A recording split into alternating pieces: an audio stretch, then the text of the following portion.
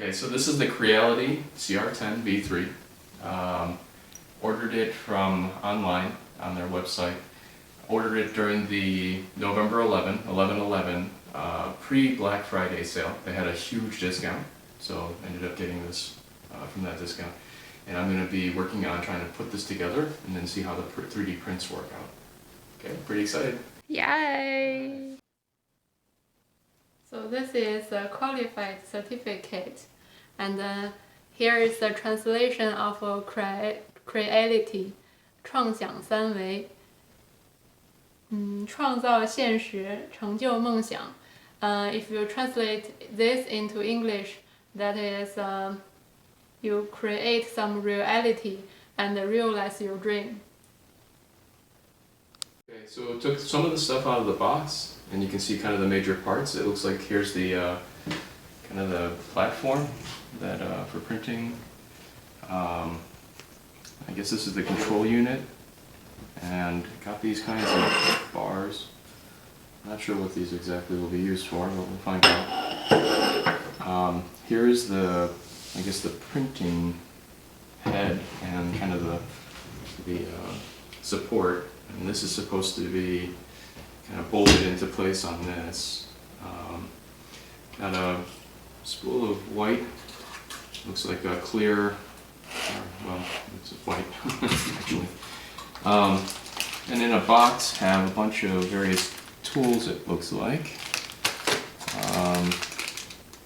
Looks like this is some sort of a USB reader. It's a USB reader and an SD card. And then some other types of hardware, and I think this is to the actual, maybe extra parts for the print head.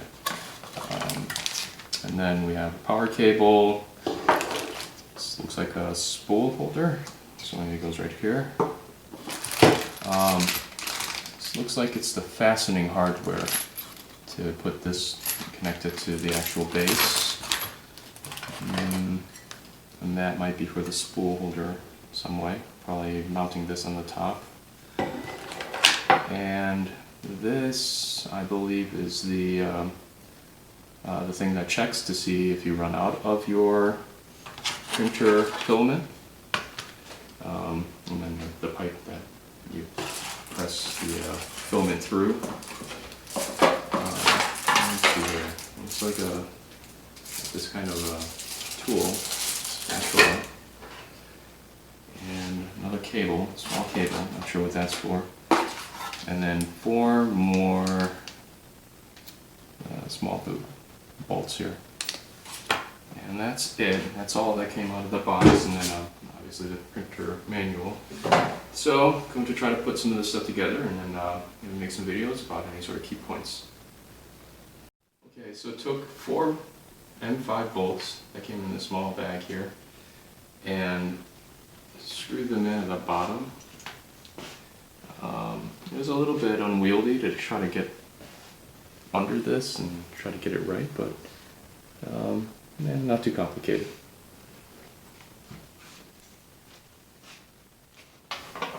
They give you all the tools too. That's good. Okay, so got one of these supports that go up and down, connect and create kind of this triangle shape, fastened, and it was a little tricky. So what I think I'm going to do is provide some hints. So one of the first things is to kind of put this bracket, this L bracket, in place first. There are some screws that kind of fit within the channel, and some nuts that fit in this channel actually, and then the screws that kind of twist and then they go upright. And then after you put that L bracket in place, the idea is to then put this this whole bar in place and then actually extend the length, so that way it isn't binding or pulling and yanking it and then trying to just get the right length. So that's kind of a tricky thing. So I'm gonna put this one in place and then kind of show you, and then hopefully that'll help out.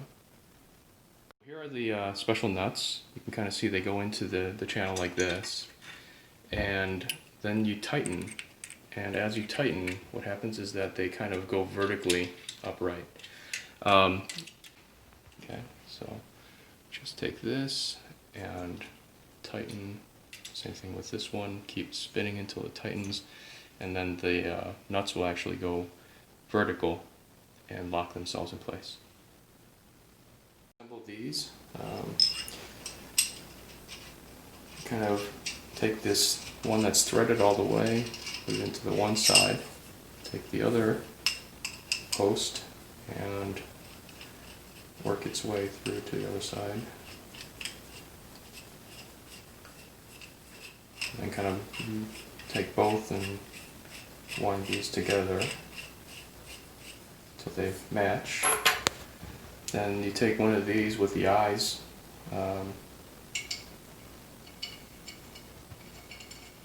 screw it onto the one side. Oh, but before you do that, make sure that you take one of the nuts and place the nut on there and you screw it down, because later on that's going to lock it in place and get the right length.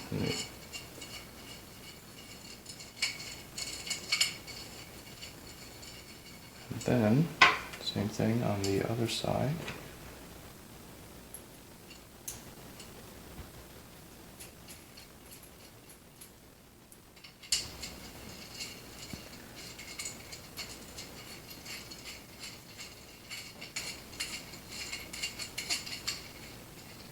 Then these, take these little collars with the bolts, connect from here, and this screws directly into the L bracket here.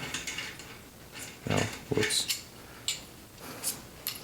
Definitely put that in first, and then the collar, and then screw it in.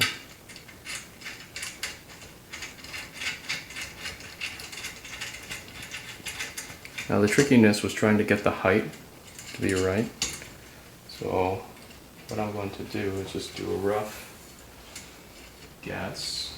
I take this bolt, there's still a collar left. I'm going to take this bolt and use it to kind of measure.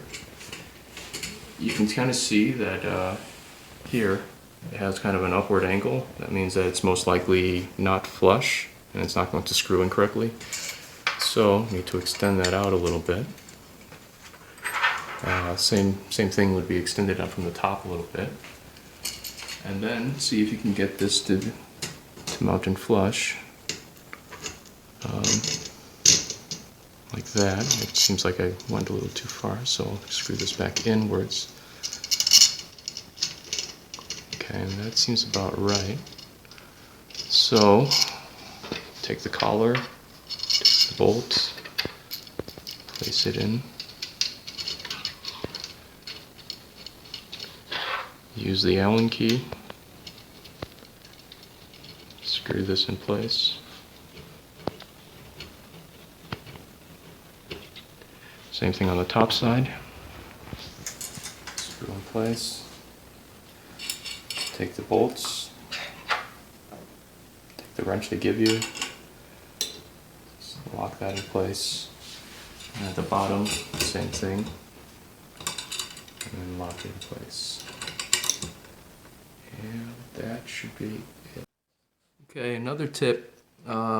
The instructions don't quite have this showing, but it kind of does in some portion of it. But there's these little covers for the ends here. Make sure that you put those in first. And then one more thing is at the top, then the idea is to make these flush, in which case then you end up making this kind of just flush with the rest, and then that should fix your gaps. Okay, so there's a trickiness with these two that are mounted on the top, and this is the spool holder, and the other one is this kind of monitor for the material or the filament. Interesting thing is these locking nuts. I don't think you can see it here. You can kind of almost see it. They have to be facing kind of going left and right, or perpendicular to the actual channel. And sometimes they don't, and if they don't, and you screw and bolt them in, these things will fall just right over. Actually, that's what happened with this one. I tried maybe 1 or 2 attempts and then it just kind of fell right over. So kind of make sure that when you're fastening them, you look down the channel on both sides, and then you can kind of see whether or not that it's turning and gripping. Okay, so this is the installation of the limit switch. It looks like what happened was that during the packaging, this piece was kind of pushed down a little bit too far. All I did was shift it a little bit up and then was able to kind of get the clearance to be able to put this in place. Okay, so we need to connect these stepper motors, and this is the wire. It's kind of right here. One thing to note is when I pulled the this out, it looks like there were a little bit of this kind of styrofoam packing kind of wedged and stuck between the pins. So I ended up kind of clearing that first before doing this. But as far as connections go, it looks like one connection here. The other one is right here with this stepper motor. And then there are some connections to the actual unit. This one kind of screws in place, but it's got this kind of pin connection here. You just align it and then kind of put that in place. The others, it seems like they only fit in one way.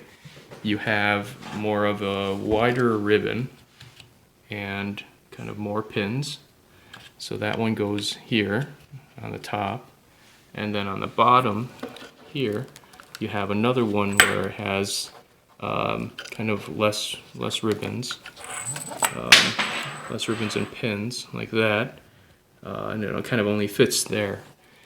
And then the only other last piece is the power cord itself, and that you just kind of put into the connection right there, and it's just a normal wall jack. Okay, one more wiring item. There's this material detection switch. Here's the wire that it comes with, and it's an extension. It goes all the way to the other side over here. And there was a wire kind of tucked away down here at the bottom. Just kind of bring it up and then connect it. Okay, so this is after a couple more prints. Have the Dragonling right there. And then we have a Baby Yoda. One more thing is, after doing more prints, realized that the bed, flipped it up to the glass side up. Found that the glass with a little bit of the glue stick worked out much better than the other side. The other side had some periods where if it was a taller print, it would end up kind of releasing and then not being able to grab. But overall, having a lot of fun with this printer and being able to do a lot of things that didn't think that I could do before. So we'll have to see in the future what else we can make. Yay!